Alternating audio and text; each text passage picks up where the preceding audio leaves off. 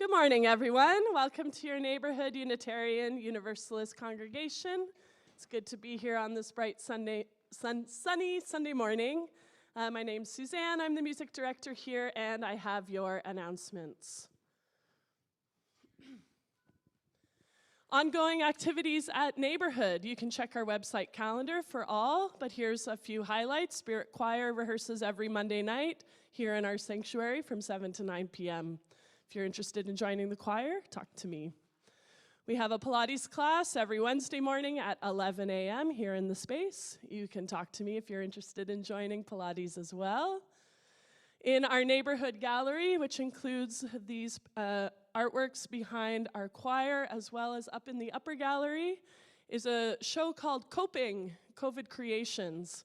And you can take a moment today to check them out after service.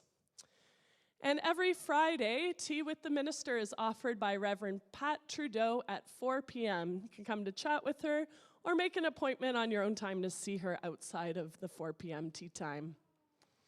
After service today, please hang around for a congregational workshop with Reverend Fred Wooden. At 1:30, we will gather here in the space. The workshop will last about 2 hours. All are welcome. Tonight from 7 to 8:30 p.m., Common Thread in the Streets is a choir for animating rallies, protests, picket lines, and demonstrations, and we're rehearsing here in our space. You don't have to make a commitment. You can just show up and sing with us, learn some songs. I have an update for the Active Hope small group. The sign-up sheet is in the cappuccino room. The Active Hope book group, facilitators Nancy, Bruce, and myself, will now be meeting in person here at Neighborhood once a month on a Thursday night starting November 10th. You can speak to Natalie or myself if you have any questions. And to speak about our fundraiser, I have Luann. And it's going to be fun. It's always fun. Just a couple of things. If anyone has any donations and they'd like to bring them in, the only place we are keeping them is in the minister's office. But please make sure you've sent me an email about what the item is and a picture so I won't find surprises in that room. Yes? If you'd like, sure. Yeah, sure. But you can call me. Yeah. Anyway, I hope everybody's been thinking about what they can get as a donation, their favorite restaurants, or maybe a service that they themselves can offer. And if anybody has any questions, you can see me after service. Thank you, Luann. Next Sunday here in our space, we welcome Joe Jenks and Maria Dunn for a concert. Tickets are available on Eventbrite or at the door, and I hope to see a lot of you there. Talent Night is coming up Saturday, November the 5th. Our Talent Nights have moved to the first Saturday of the month instead of the first Friday from 7:30 to 9, hosted by MC Allison. Come share a story, a song, a dance, a poem, anything you want with our very supportive and welcoming audience, or come be that supporting, welcoming audience. This week's question to the community: are we here at Neighborhood a shelter for those in need, or are we a light to a world in need? Ponder this. We hope you will discuss after service and also in our workshop following. Next Sunday, our theme is Samhain. This will be an intergenerational ritual service, which means the children will be staying with us in the sanctuary for the whole service. We ask that you please bring a memento of a deceased loved one for our beloved ancestor table. That can look like anything that's from your own thoughts. Could be a picture, a small trinket. And music will be provided by us. We'll be set up in a circle and doing chanting and drumming as a part of this service.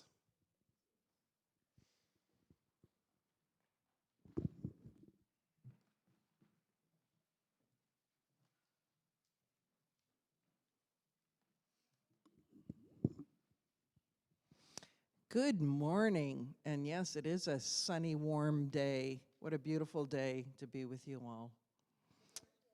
Thank you. Thank you.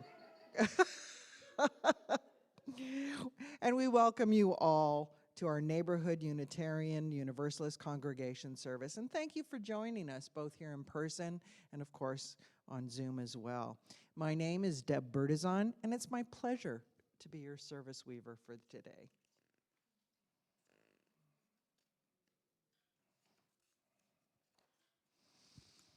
Let's all take a deep breath together, shall we? In through the nose and out through the mouth.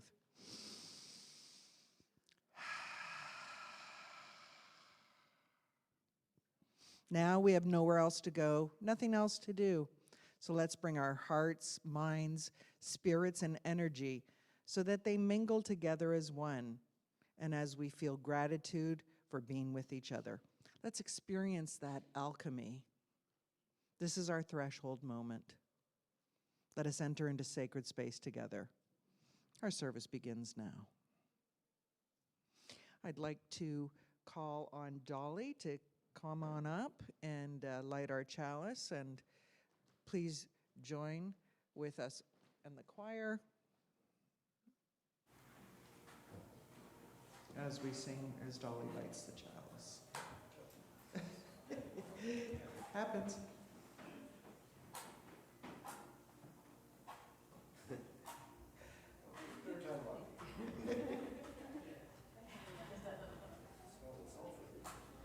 There you go. Yay.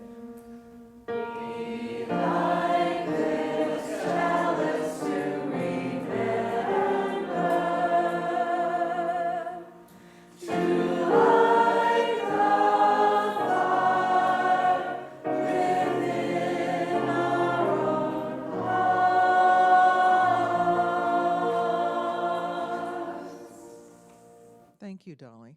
Now over to Suzanne and our wonderful spirit choir for the prelude.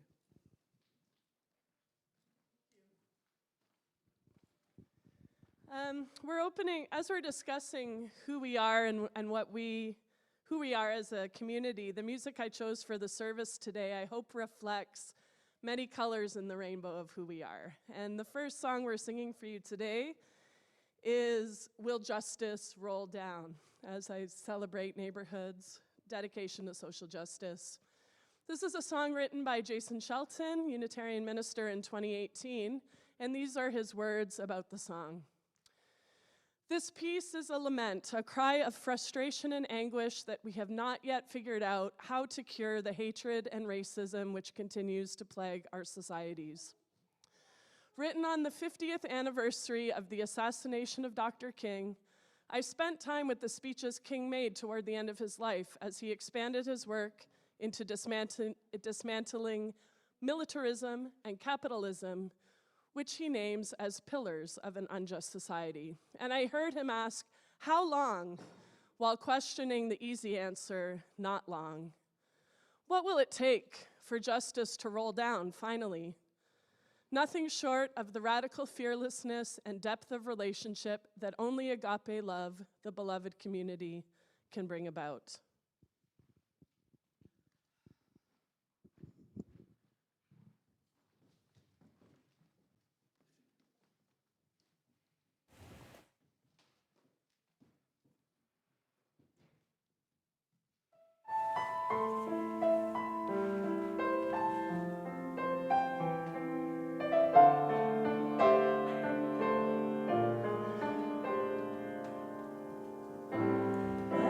Justice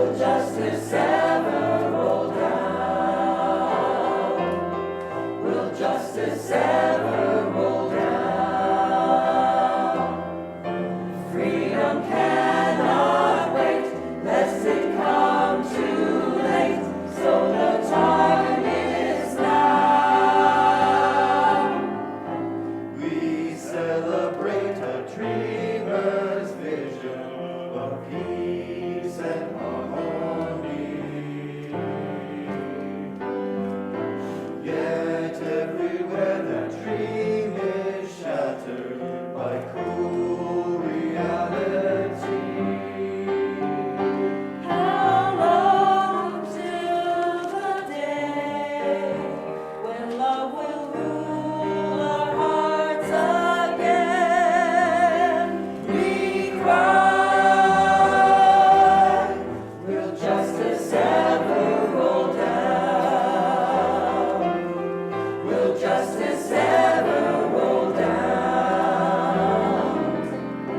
Hope that calls in vain, so much hurt and pain, sorrow all around. Will justice ever roll down? Will justice ever roll down? Freedom cannot wait, lest it come too late, since the time is now. No more delay, the time has come to pay what's promised. This is the day when fearless love must rise to save us all. Oh, and then will justice roll down? Yes, then will justice roll down? No one's voice unheard, no one's dream deferred. Let this be our vow. And then will justice roll down? Yes, then will justice roll down? Love that casts out fear, that's where we go from here. Let our song resound.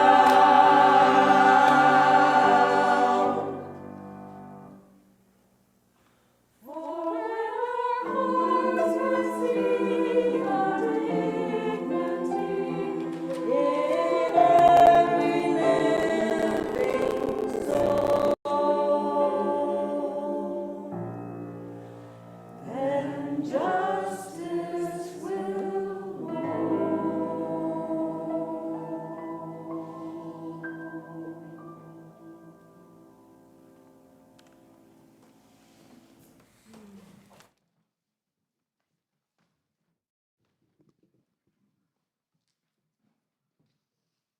Yes. Thank you, Spirit Choir. Woo! Today we have the privilege to gather in Takaranto, traditionally known as Turtle Island. We are on the traditional land and territories of the Huron-Wendat, the Anishinaabe Nation, the Mississaugas of the New Credit, and the Haudenosaunee Nations, under Treaty 13 and the Williams Treaty. It is also the home of many other Indigenous nations from across the lands, including the enduring presence of Afro-Indigenous people. I offer my gratitude to our First Nations, Métis, Inuit, and all Indigenous people for their teachings about Earth, relations, and the community. Tomorrow is the United Nations Day of Peace, so I feel it's important to stress, as part of this land acknowledgement, that in order to truly deconstruct the white supremacist structures and systems of oppression, we must return unceded Indigenous lands to its rightful caregivers.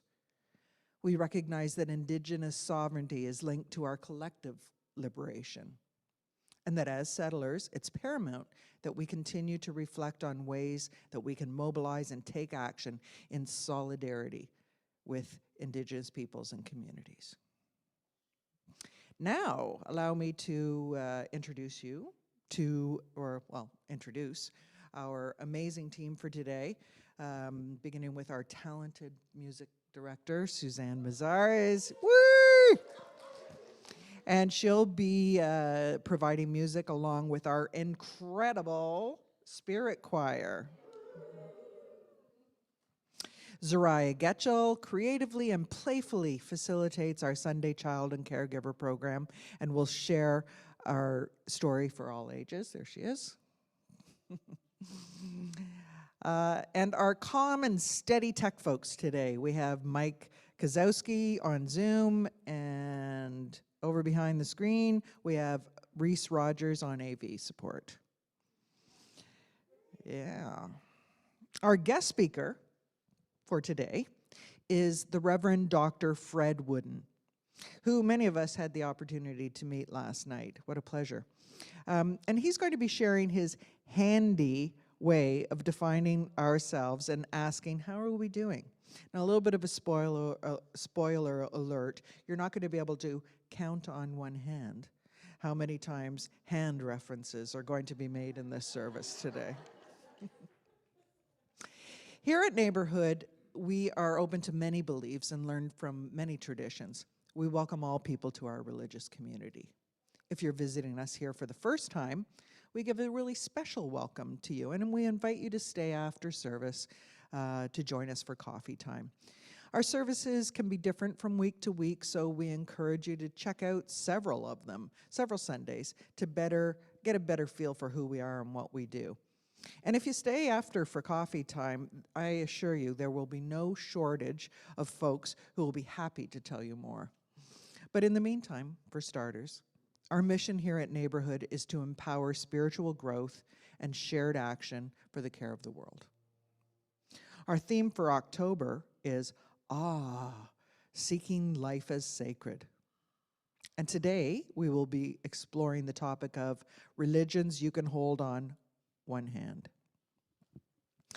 As I was preparing for this service, I was thinking that I'm likely not the only person in our congregation that has done faith or religion shopping before landing here before landing as a Unitarian Universalist, or for that matter, here at Neighborhood. I grew up as a Catholic. My mother used to say that, that's the religion God chose for you because you were born into this family. Well, yikes! Well, who am I to argue with God? And then there's that whole honor your mother and your father thing. Guess I don't have much of a choice, do I?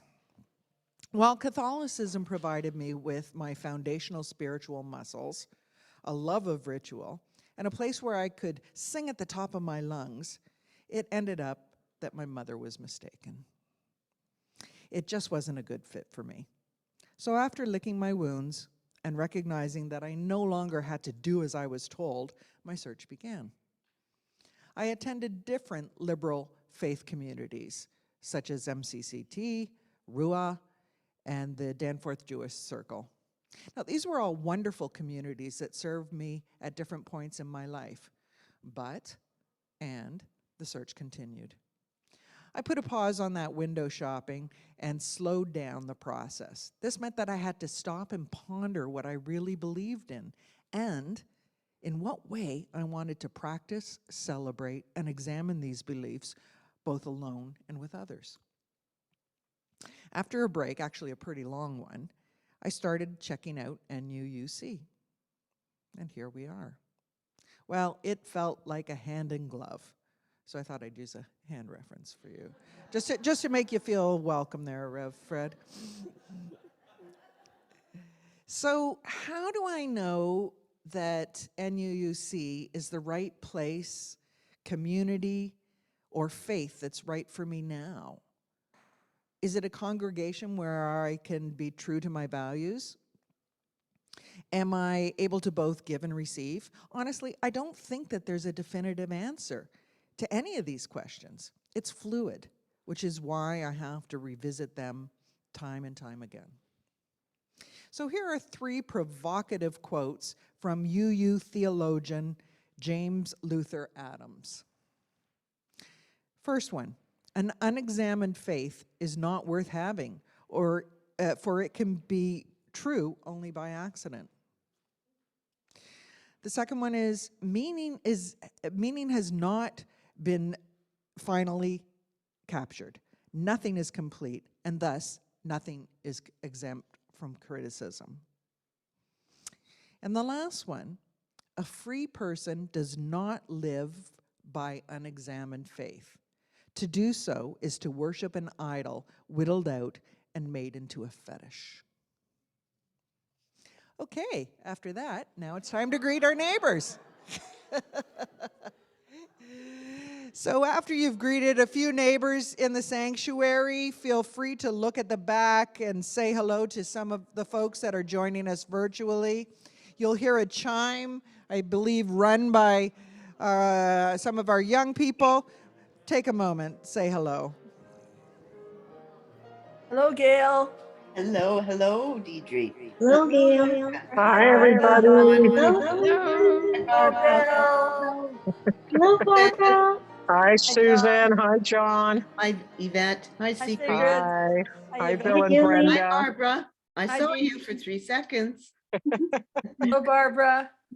Hi, Juliana, Ann. hello. Hi, Ann. Hey, Julie. Olivia, Hello, Hello, Dee. Judy. Reese, Hi, Hi, Judy. Juliana.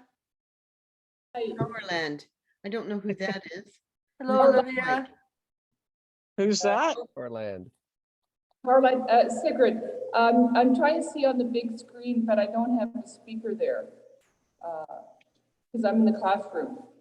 Ah, I'm trying to. Okay, bye.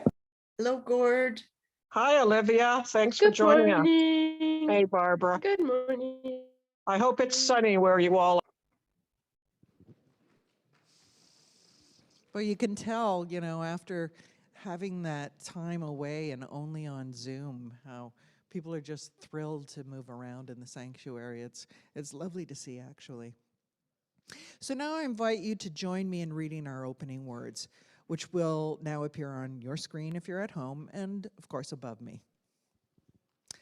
Let us cast a circle of a sacred space here. Let us cast a circle of a cherished space here. A space of safety, a place of forgiveness, a place of love. If we want the world to change, we must craft in our space and in ourselves the seeds that grow a different kind of life. A life of graciousness, of creative intelligence, a place of life and spirit for ourselves and for our families. Over to you, Suzanne. Thanks. Okay, as we continue our exploration of what I consider, fundamentals of neighborhood, I've heard from a lot of people that neighborhood is a heart-centered place over more than a mind-centered place. It really connects with our hearts. So I thought we could sing Hearts Wide Open. I'm going to teach it to you. This is a song the Spirit Choir recorded during the pandemic with lovely artwork by Lauren and masterful video editing by Gordon, but we're going to do it as a congregation today.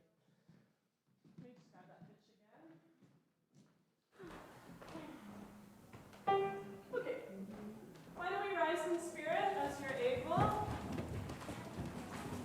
And we're going to do a little repeat after me. It goes.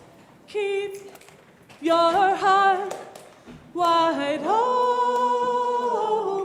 Let's try that. We're going to do repeat after me, right, Fire? Okay. Keep your heart wide open. Next phrase goes. Though the waves want to push you around. Though the waves want to push you around. Second phrase goes, you've got to keep your heart wide open.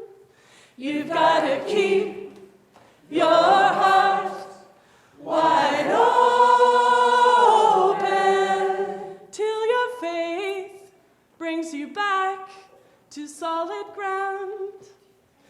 Till your faith brings you back to solid ground. Let's put that all together. I think you've got it. You're sounding great. Keep your heart wide open. Though the waves want to push you around, you've got to keep your heart wide open.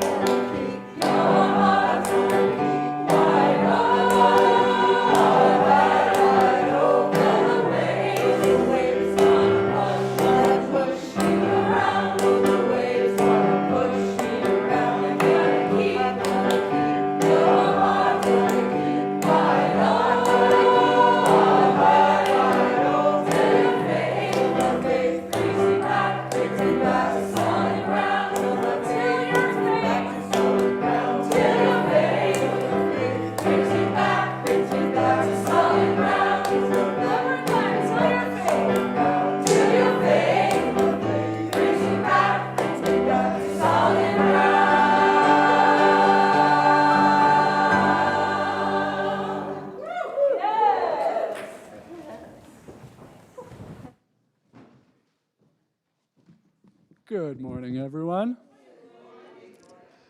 I'm going to invite the young and young at heart to come up and gather in close because it's time for our Time for All Ages. And I'm going to start our Time for All Ages today by thanking Reverend Fred Wooden for joining us today. In case you don't know, he's going to be working with our congregation for a little while about who we are as a congregation, and not every week, but sometimes. So on behalf of all of us in the LL program, thank you, Fred, for your time and energy.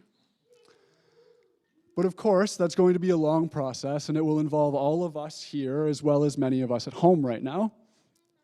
Hi, Cameron. So for today, I thought I'd start with something pretty simple.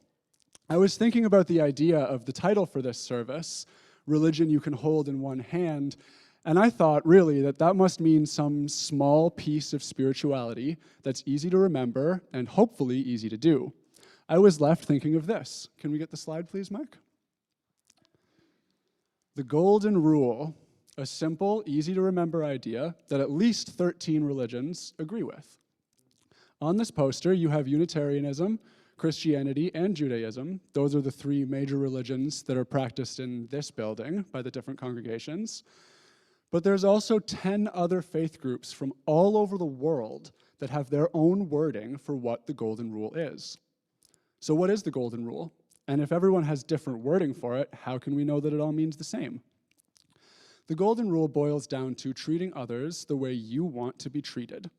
And it's written up here in roughly 3 different ways.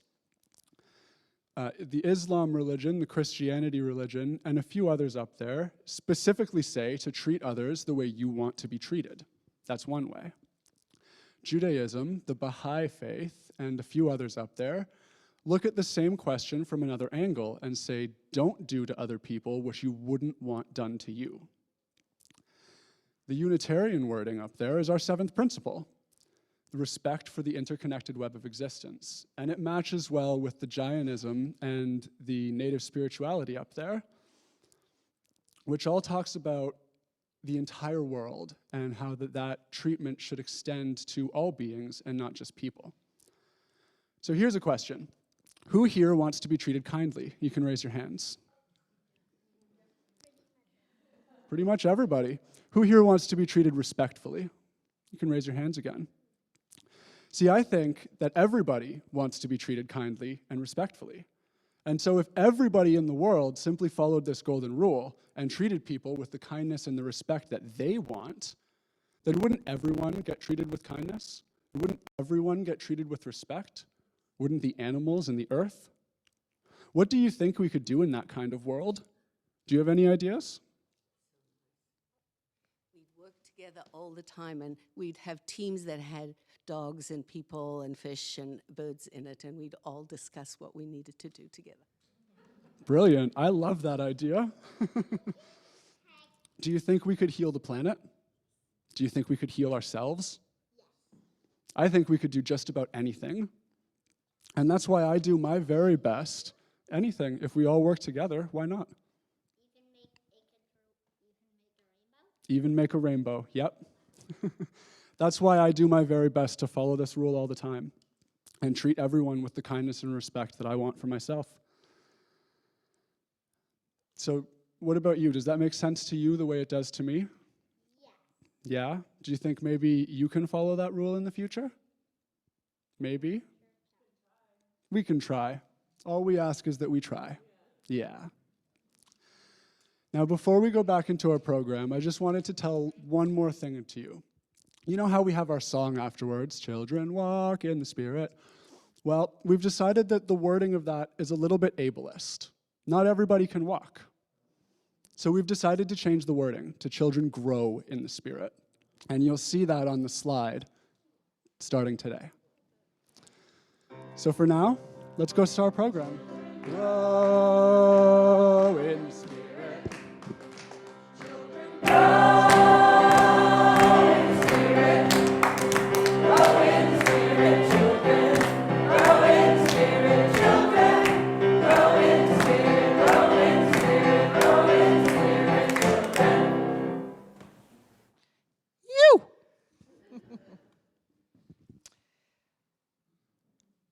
This This is a unique time in our service when we invite you to share a joy or a concern in your life.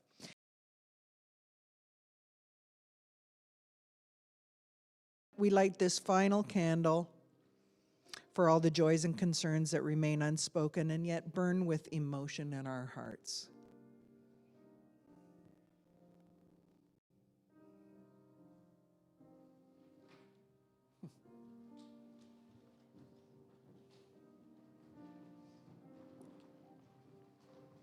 And now it's time for meditation.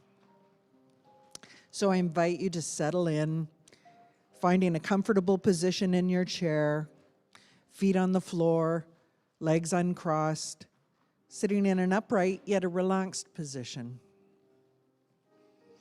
And now allow your eyes to gently soften, either looking at the ground in front of you, or if you're comfortable, closing your eyes.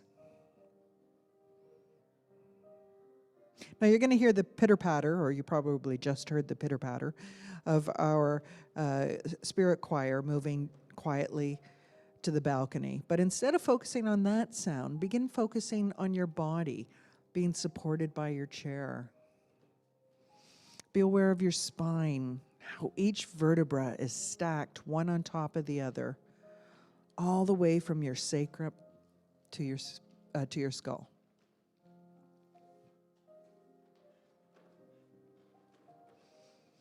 And now begin to draw your attention to the rhythm of your breath.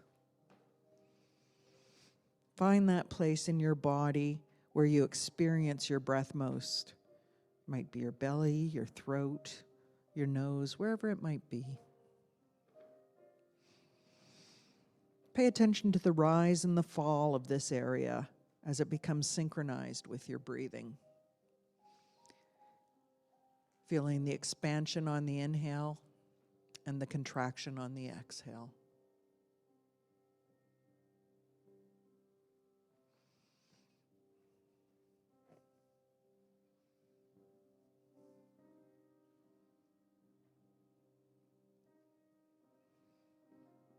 And now it's time to draw your attention to the voices of the spirit choir above you, keeping your eyes closed, letting the words and the sounds wash over you.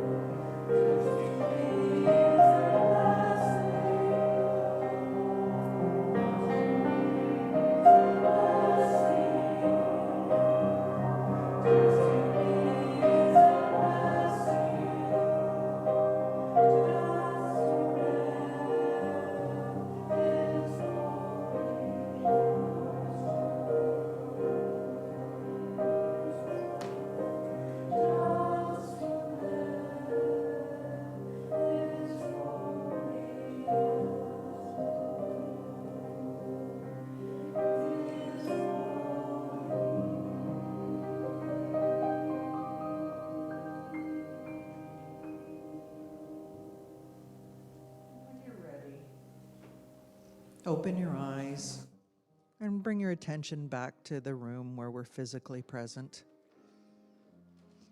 Take your time, you do you. Everyone does this in different ways.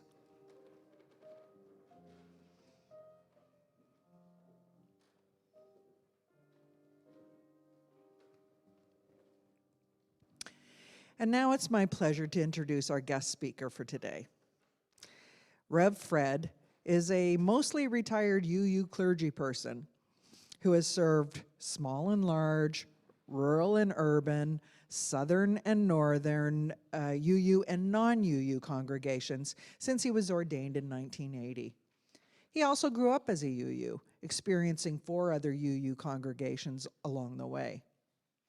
Now, in addition to that, he has been a newspaper columnist, a radio host, a political candidate, a composer of hymns that is used in the Gray Hymnal, and most recently, an author sharing an account of one of his pilgrim journeys along a Shinto path in Japan way back in 2014. Now, these days, he consults with congregations like ours and plays with his 16-month-old grandchild, tries to weed his yard, and reads books that he should have read in the seminary. Now that's a funny slip with Samhain coming up, eh? Yeah.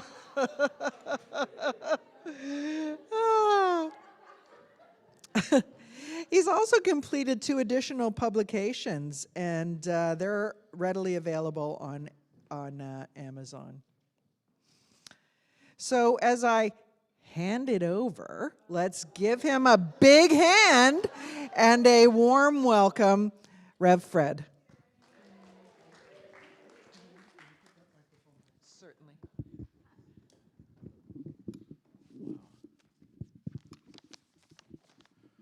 Well, aren't you a handsome service weaver? I tend to speak with my hands, so holding a microphone is in essence to make me quiet. Secondly, I noticed that in my world where I grew up as a UU, worship ends after an hour, so thank you very much. It's been good to be with you. I'm also aware the choir is behind me, which is always a dangerous thing to turn your back on the choir.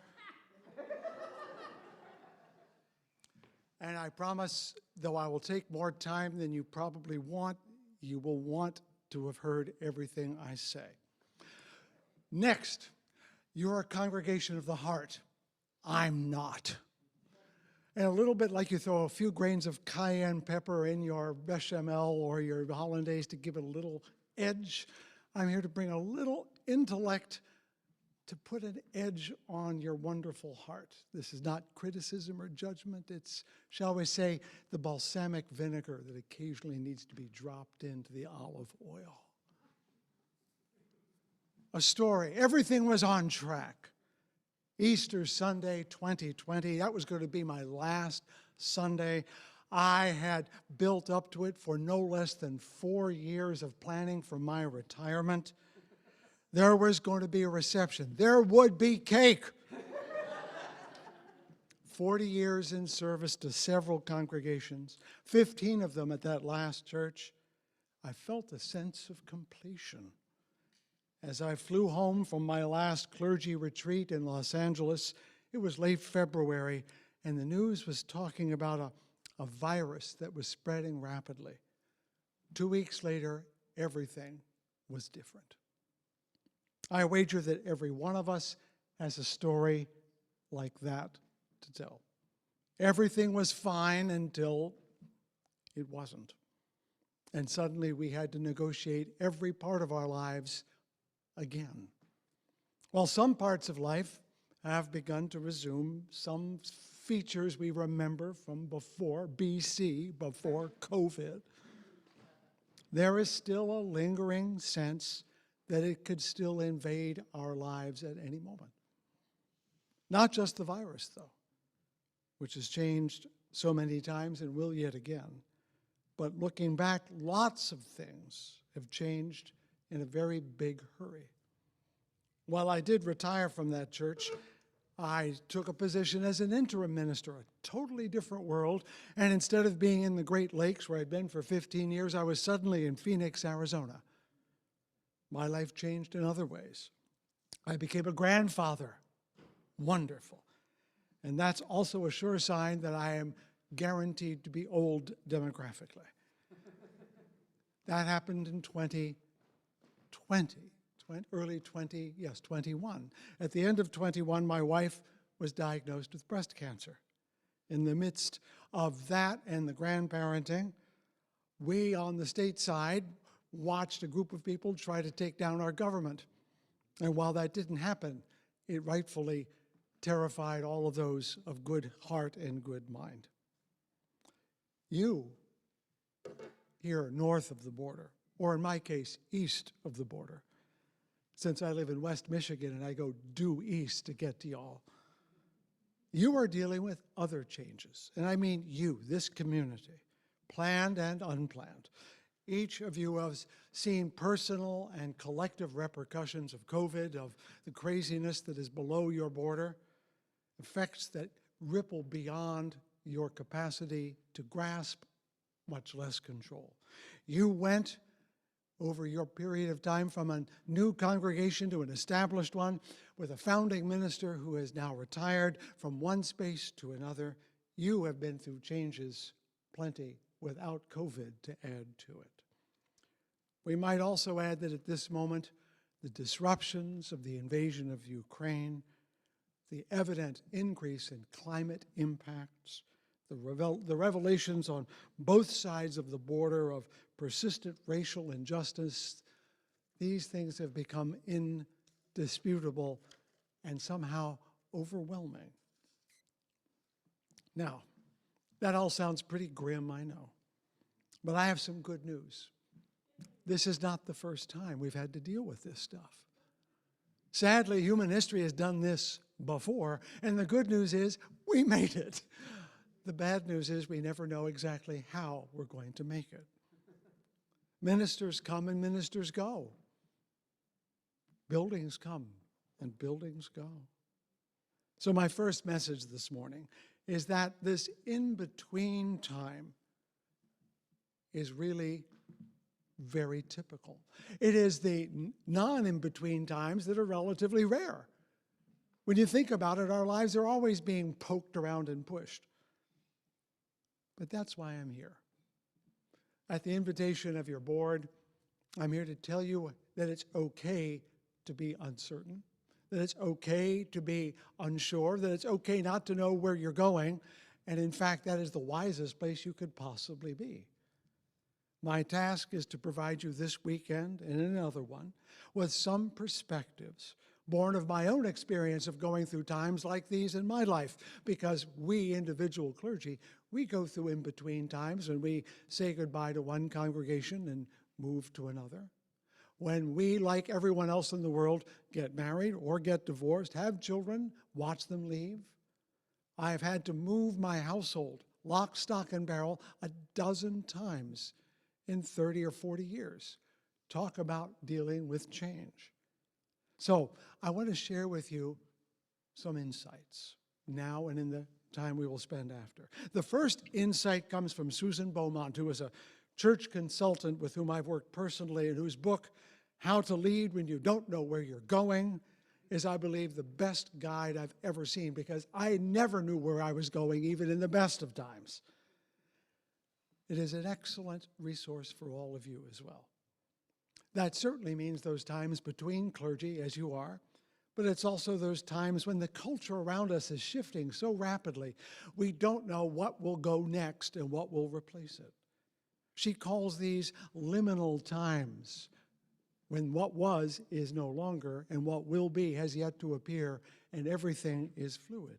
Dealing with that fluidity means being willing to look at all of our assumptions about what a religious community is about, not because they're wrong, but because the world they lived in has shifted underneath of them like sand at the beach. And now we have to ask, are we where we want to be? Are we who we want to be? I've already invited your board to read this book. It too is available on Amazon. And I can guarantee you it is not a 1, 2, 3 handy guide to anything. And while I'm talking about hands today, I'm not talking about any step-by-step process that'll get you from A to B. So that's the first thing. You're in liminal times. Get over it. Everyone is. It's not a problem. In fact, in some ways, it could be one of the richest opportunities spiritually you've ever had. The second thing, which will be my focus this afternoon, is to apply some of those insights that Susan Beaumont has and which I have found from 21 years of working on a book that I began working on the weekend after 9/11. And in case you don't know, I lived in Brooklyn Heights, which is on the East River, which means my living room had a view of the World Trade Center, or where it was. My sister lived a mile from the Pentagon. So for those of you who know, those were tumultuous times too, and we have all made it. And it took me 20 years to put a book in position that I think represents a sane approach to liberal theology, the end of which is about what kind of religion we should, could, and ought to be practicing. It's the stuff I say that it's before the purposes and principles. It's underneath of all that that you have to have in your mind before you get to the principles. And we'll talk about that later today. Now, to help you out about where we're going to go this afternoon, and for those who can't go with us this afternoon, to give you something to walk away with, I have some handy things to talk about. Now, I did not know, is it Suzanne who was your music director? There you are, yes you are. Without your mask, I can barely recognize you. You probably learned, as I did when I was a music major in college, but you see, I did not have talent. So I went on to something that doesn't require talent. But as a music theory student, we all learn music history, and one of the places and people you learn about is a town of Arezzo in Italy, where a guy named Guido, no kidding, Guido d'Arezzo, a monk, used a system for teaching music in which he put all the notes on one hand. Can you see the graphic up there? And each of those little joints refers to an actual note in the many scales, or I should say modes, that the church used to sing with.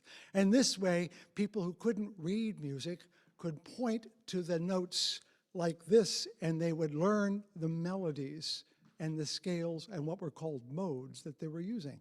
Literally, music was in the palm of your hand.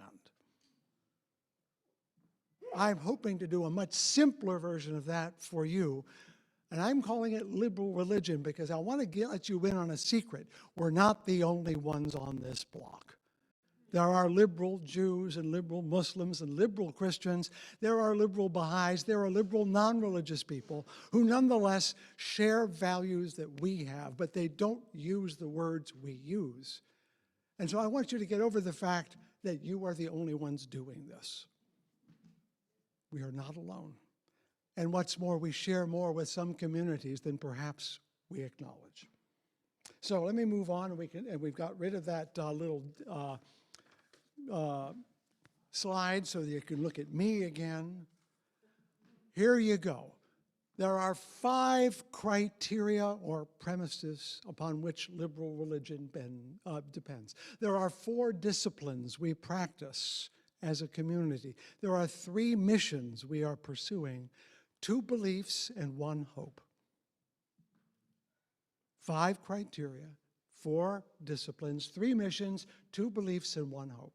Now, I'll outline them very briefly because I don't want you to fall asleep. The 5 criteria are those, some of which you gestured to earlier, Deb, from James Luther Adams. You've heard the 5 smooth stones. Well, actually, they weren't his. Someone else put them together. But here's the way I craft them.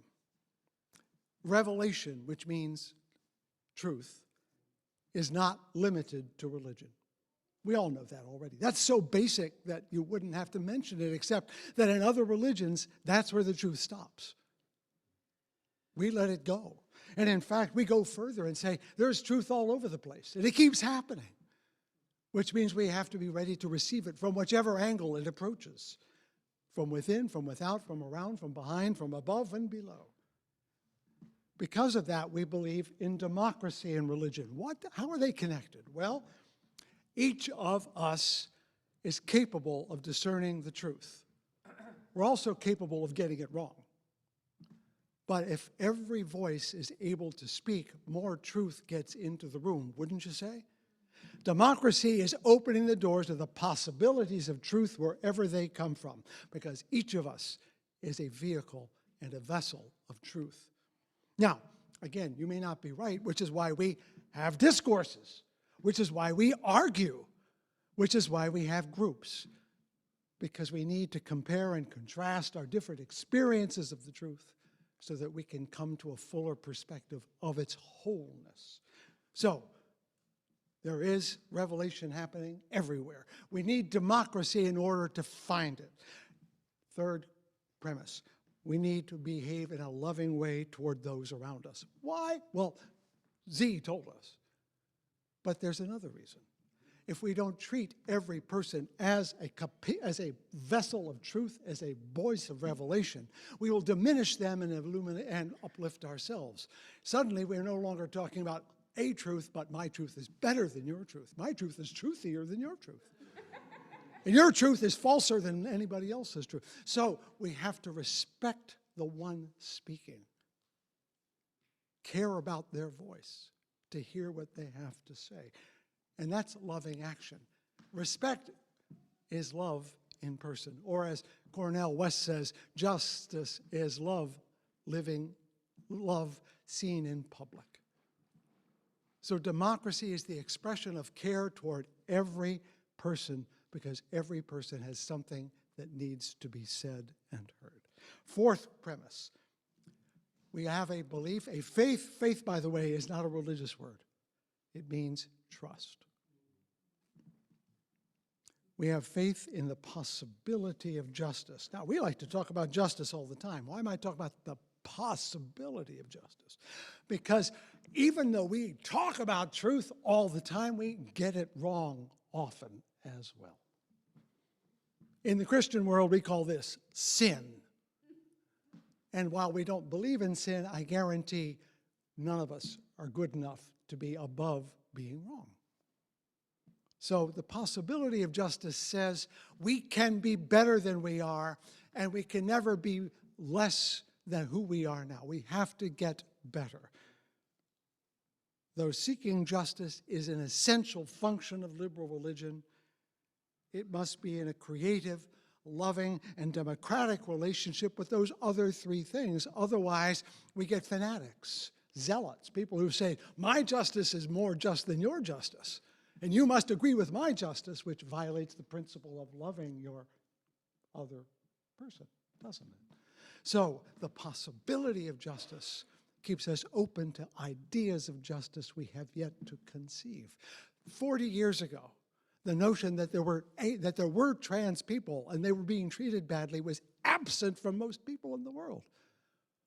We know that now because someone was able to be heard, and a truth was able to come forth that had been hidden for generations. That's why the possibility of justice says there are other forms of justice we have yet to hear about. At some point, we're going to realize that animals are thinking. And we're going to have to start thinking very hard about how often we eat them. If you think that's bizarre, the possibilities of justice must include it. And lastly, among the criteria or premises, we have a hope that is larger than itself or its time. In addition to the social dimension of liberal religion, there is a temporal dimension. That is to say, we're not the last people on this bus. There will be those who come after us, who will inherit the work we did not do, as well as the work we did do. And we have to believe that they will be able to do more than we did. My son, my younger son, 31 years old, is an elected official in Kent County. He develops affordable housing. He is way better at 31 than I ever was. I am deeply jealous. But then I get over myself and said, well, do I want him to do less than I did?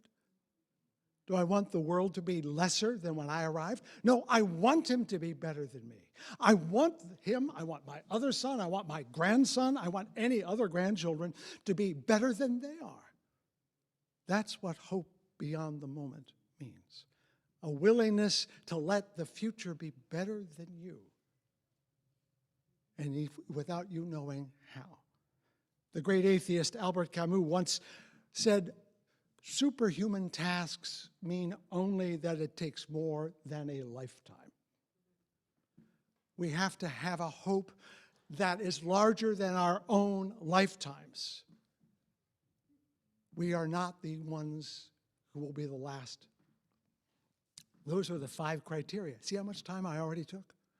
I've got 4, 3, 2, 1, but these will get faster, I guarantee. There are 4 disciplines we all practice in all of our congregations and many others. Worship, service, study, and sacrifice. The fact that you're here says you know what worship is. But what is it? It's the act of noticing something important to you. You go through the day and you probably don't notice many things. So nobody worships by accident. You can be surprised into worship, but you don't worship by accident. You have to say, that matters. That needs my time. That has value. And that's what the word worship means, to shape worth. And the fact that you do it on Sunday doesn't mean that this is worship and that is not. It means that here's where you practice noticing so you can be aware of it when it happens out there in the world. It's a spiritual discipline. You don't come here to watch me talk. I'm supposed to make you think about what matters, so that when you leave the room, you know what matters, or at least you know you don't know what matters, and that matters just as much as knowing what does. In a certain sense, looking back at Suzanne, this hour is like practicing the piano. This is not the performance. This is the scales. We go up and down and up and down. We do the arpeggios, and we don't do them well, and they're tedious and boring, and not every Sunday feels as good as every other Sunday, but on a certain day, in a certain place, at a certain time you cannot predict, something magnificent will be present, and you will be present to it and be able to revere it in that conscious, deep, and honest way that you wouldn't have done if you had not done this week in and week out. I say to you, if you don't show up every Sunday, you're forgetting how to worship when you need to worship. But that's me. I'm a clergy person. I'm going to make you feel guilty. That's my job. There's nothing wrong with guilt, by the way, if you're guilty. Worship, study, learning. The same Rabbi Heschel who wrote those words, among others, was fond of quoting 3 things, Shloshim Devarim, 3 things upon which the world depends: Avodah, worship; Torah, study; and Gemilut Hasidim, good deeds. Study is an essential part of the liberal faith. Why? So you can learn things, obviously. But equally important is to to unlearn what you think you know. Every time I read a book, I learn that something I thought was true was not. So we have to think of learning as an emptying of our own arrogance. When I listen to another voice and let it inside, it tells me to let go of something I thought was so. Now, we're really good at caring about children, and I think that's one of our great gifts. We are not as good at asking adults to do the same work we ask of children. Our Baptist, Methodist, Jewish, Buddhist, and Islamic friends make sure that adults are engaged in study as much as kids. When I was a kid going to Sunday school, it was never a choice. Dad, I don't want to go to Sunday school. We're going, get in the car. There was never an option. And I took that with me because I read and study every day. So when adults act as though learning is important, to some extent, kids also learn it. It is not a task for children, it is a task for everyone, including adults. So we get down to the third, service. Do you know what the word ministry means? It's Latin for to serve. In a strict sense, I am not a minister. I am a clergy person. Because ministry is what we do. We all serve this community. We all serve one another. A congregation has a ministry. You have a ministry. You have a ministry. I have a ministry. Mine happens to be in the church because I'm not good enough to do it in the big, bad world. Most of you, though, have tasks out there in which you're improving the world by teaching, leading, by organizing, by caring. And that ministry is helping the world stay afloat. My job is to help you recognize how wonderful that ministry is, to question it, to make sure you understand what you're up to, and to call us all into a life of service. I think it was Winston Churchill who said, you make a living by what you make a life by what you give. Service is the giving back, the returning of the gift of life. And we all know how great it feels when you felt of use, as it says in the poem in our gray book, to be of use. That's an essential discipline. And I don't mean joining a committee, although please know I praise everyone who joins a committee. But any act of service is a ministry, and it needs to be given the dignity of the word itself. So minister is a verb, not a noun. I am not a minister, unless you mean all of us are doing the same thing. Finally, sacrifice. Yes, I do mean money. And I'm going to take your collection in a minute or two. But here's the point. When you put money in the basket, you're doing something that is the equivalent of showing faith in the future. You're giving up your time, because what is money except the money that you earn by using your time to earn it? So instead of giving the hour, you give the dollar or the 5 spot or the 10 spot. Whatever it is, you're donating part of your life. And here's the cool part about sacrifice. You give up control over it. You know, there are philanthropists all over the world. We're lousy with them in West Michigan. And they say, oh, here's my $1 million. No, don't forget to put my name on that building. That's not philanthropy. That's egotism. That's me deciding what gets funded. And you get it, but not you. When you donate here, you are letting go of that money, and it does what the people you've elected decide to do. It is in some ways a Buddhist act. You're relinquishing something of real value. There used to be a saying that among Unitarian Universalists we're cheap because we like being able to boast we get a great church at a low price. Shows you how smart we are. You know, we don't fall for those other guys. Well, I want you to fall for it. I really do want you to fall in love with the idea that we're about something that matters, and that if I can inspire you to peel off a $20 bill and you mean it, that is an act of worship better than any sermon I could preach.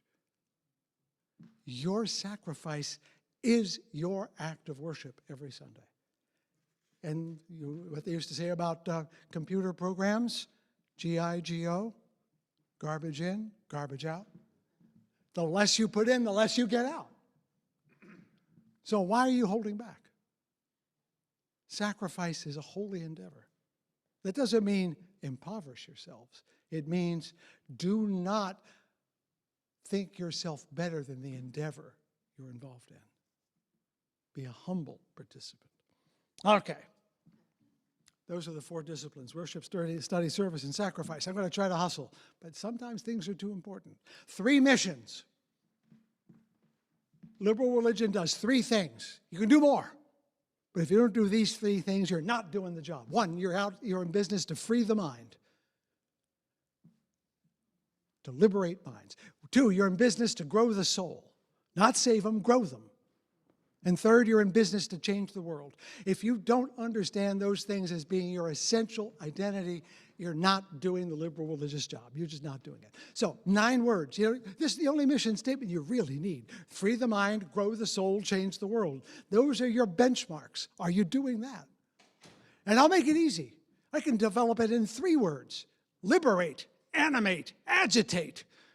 After that, everything else is optional. It may be wonderful, And you may want to do it, and I want you to do it, but don't ever say, well, we'll stop animating because we'd rather have a committee meeting. No.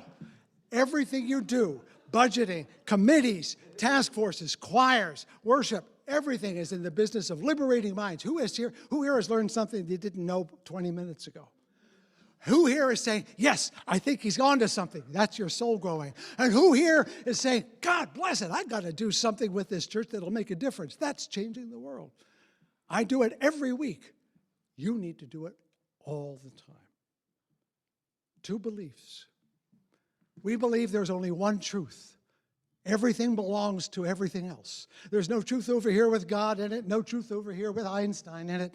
There's no truth in my heart that is separate from the truth out there. We are all in one great big truth storm, and finding our way through it is a big deal. But there's only one truth, and if 2 facts seem to be in conflict, we don't know enough yet. That's why we learn more. Until all the truth makes sense, we are in business to find out how it makes sense. But there's only one truth, and we're still finding it. That's the Unitarian insight from 250 years ago, 300 years ago. Here's the Universalist insight. There's only one love. Think about it. You don't have a love. There is one love. And we all sense it. We all have it. We all want a piece of it. And it belongs each to the other because you know that the thing you love about this community is the sense of being a community. That's the love that permeates. One truth, one love. These are beliefs because I can't prove them. But they're totally rational if you think about them. There's nothing that says they can't be true. Am I right? We don't need to prove it's right. We just have to have something that says this is worth holding on to. This has power to hold body and soul together.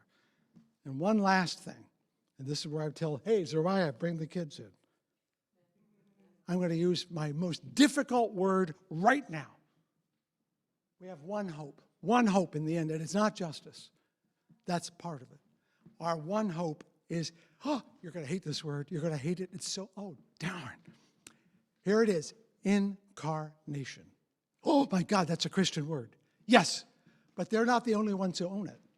What it is the obligation, the hope that one of these days all that truth and all of that love will come together into one reality. That we will love all the truth, and all the truth will make us want to love more. And that each of us has a chance, an opportunity to manifest truth and love in our own lives. And to the extent that we do, we have increased the value the world has to offer. This is all very abstract. But you need to have that stuff to build the bones around which you structure everything else. If I had more time, I would have added fun anecdotes and illustrations and more slides. But what I've shared today is a summary of a much larger structure, which you can find on Amazon at a very cheap price. Where we're going to go with this in the afternoon is to see, how does neighborhood look through these lenses? And that's not my diagnosing, it's you looking through these ideas and asking, where are we in this matrix? However else a liberal religious community is constructed, these are the things that must be in place for it to thrive. 5 premises, 4 disciplines, 3 missions, 2 beliefs, and 1 hope. When you can look at yourselves through all those lenses and say, yes, you're then ready to say, we are ready to move on. In a couple of weeks, I'll ask you stranger questions than you've ever imagined. But this morning, it's to look at yourself theologically, to look at yourself philosophically, to look at yourself conceptually, because that's a kind of knowing that's vital to your moving into your future. In these liminal times, you have a rich opportunity to look at who you are in a way that you will never have again for years. Relax. It's going to be fun. And there's the noon bell, and we will... Yeah, but it is noon, and I've already used up too much of your time. So what happens next, Deb? Well, thank you. My next thing is said, I'm going to say thank you. And Rev Fred, you've already actually given us some thoughts about the offertory. So I'm going to move us right into our offertory time. And I see that our greeters have the baskets. I was a little confused about that. Thank you for finding them. And so the choir is going to, as the baskets are being passed around, let's have a listen to our choir.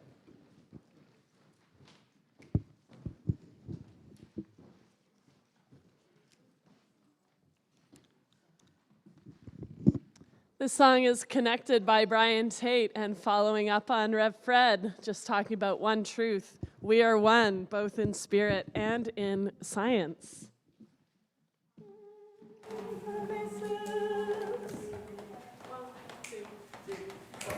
I-M-U-R-E. That's what I said. I-M-U-R-E. Don't you see? I-M-U-R-E. That's what I said. I-M-U-R-E.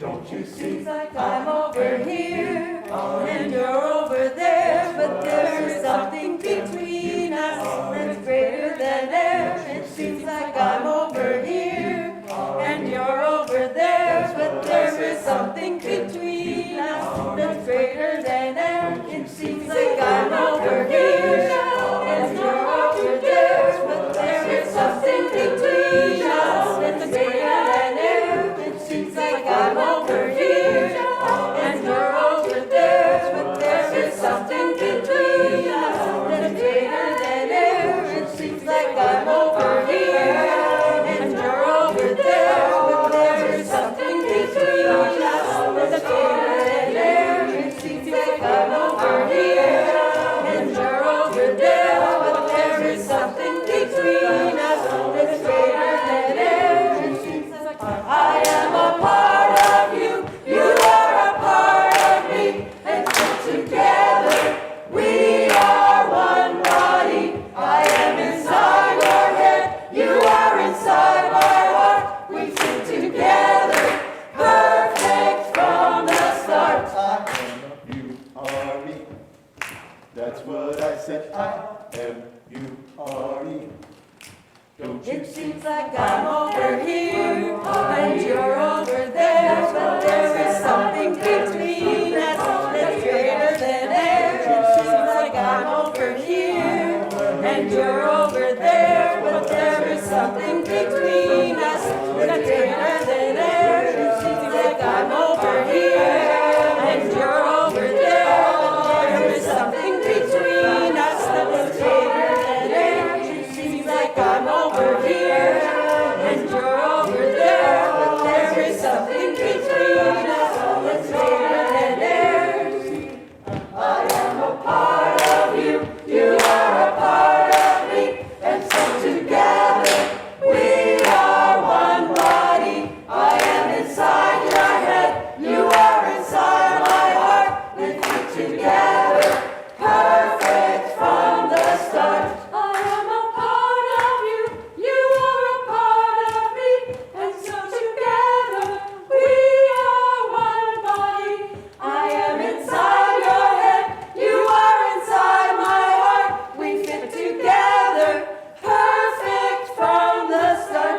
I am a part of you, you are a part of me, and so together we are one body. I am inside your head, you are inside my heart. We fit together, perfect from the start.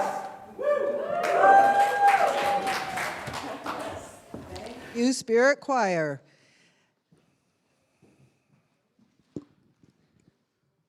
Thank you. Thank you. If you have found love and acceptance here, if you have found home here, if you've known kindred spirits here, let this offering be a token of gratitude for our common life as we build the common good.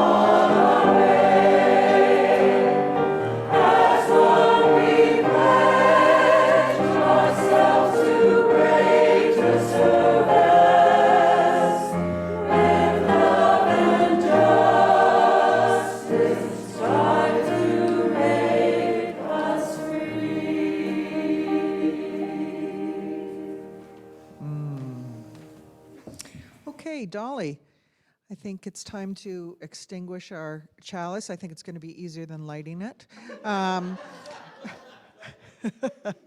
So please join with the choir as Dolly extinguishes the chalice.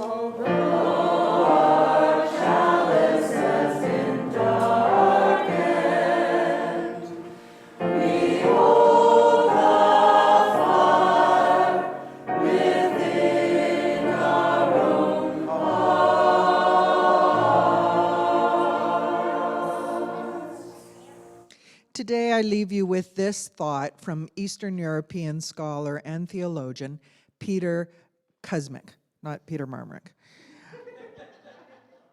And here's what the other Peter says. Hope is the ability to hear the music of the future. Faith is the courage to dance to it today. Just a reminder that our question to the community for breakout rooms and coffee time and even a little bit later is, are we here at Neighborhood a shelter for those in need, or are we a light to a world in need? And my final blessing for you, may we all leave today listening for that music and dancing to the music as we hear it. But for now, let us put our hands together and say namaste, which means I salute the spirit within you. Our service is ended. Go in peace. And just a reminder that everyone is welcome to stay for Rev Fred's workshop beginning at 1:30. I understand we have food, and so please hang around. Thank you very much.